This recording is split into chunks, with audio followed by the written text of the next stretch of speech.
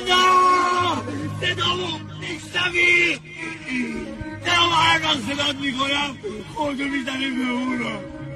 آدمای تو هم به تو رفتن تا بهشون تا صداشون میکنی روشون رو بر میکنن درستو نمیگیرم.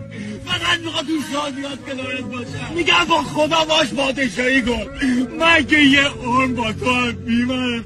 خودت گفتی دست هرکی رو بگیری من دستتو میگیرم. من مردم زنده کنم تو دستمو نمیگیری.